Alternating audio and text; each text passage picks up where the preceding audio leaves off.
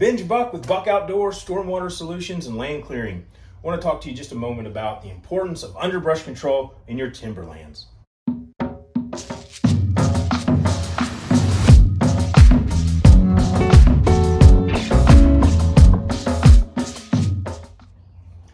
There's really just a few reasons why it's important that you are controlling your underbrush. First and foremost is you want to add some curb appeal to your property. There's no sense in having this investment that's an eyesore to everybody in the community.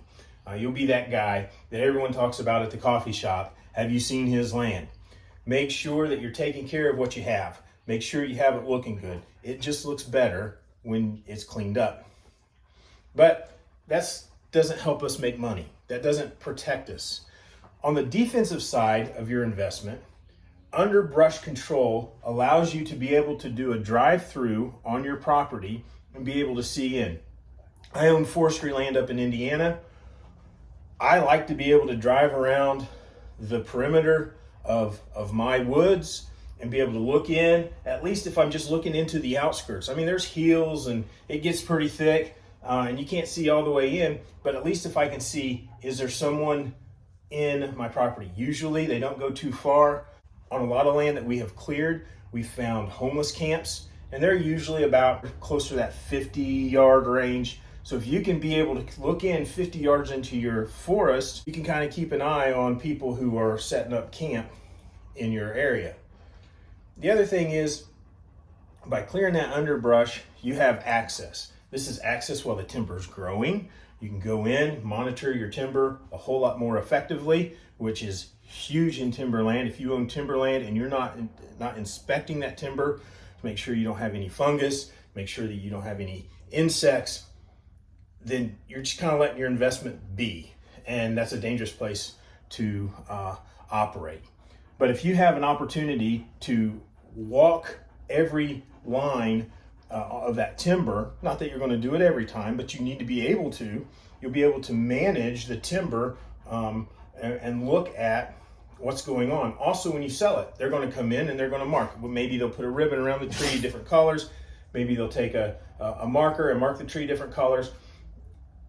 They can't do that if they can't get in. And you're going to make it hard for people to give you the right price for your timber if they're having to fight briars and brush. It's going to discount the timber guy coming in and harvesting that timber. So you make money by managing that undergrowth. It's not just defense, it's also offense. You're creating more value for your timber. Also, you are talking about checking for insects and fungus on your trees. You're also preventing some of that. So you've taken out some of that underbrush that is kind of a welcome mat there for insects to come in. Now, I know we're talking about right now ash borer throughout the North America. This ash borer has come down. It's already wiped through where we were in Indiana. Fortunately, we were able to harvest our ash and use that on our farm up in Indiana before it killed our trees. But you look at Indiana and northern Kentucky and all of the ash. If you're just driving up 75, you'll see a lot of dead treetops in the mountain, and that's ash because of the ash borer that's come in. We're now seeing it in eastern Tennessee, western North Carolina. It's heading towards South Carolina now. With this ash borer, once it gets down, there's not as much ash, so it's not as much of a concern. We're pretty much done hearing about it, but it is still happening. I don't know that underbrush control is really going to help out with something like ash borer, but there are different types of beetles, different types of insects, different type of fungus that are going to come in and maybe enter into your forest through all the low vegetation that you have, the moisture that's in that vegetation. We don't have to worry about evaporating the moisture out of the soil because you got your canopy from the trees that's locking that in. That vegetation that's down below is only allowing for fungus and insects to come in. Next note, kind of segues into that, is now your tree is fighting for that moisture. It's fighting for the nutrients in the soil. And by having that underbrush, you're delaying the growth of the timber that makes you money. So you are really hindering yourself from maximizing the profit on that timber in the future when you let the undergrowth get out of control. Furthermore, if you go in and hit that mulch and you do it the right way, that undergrowth is going to become mulch.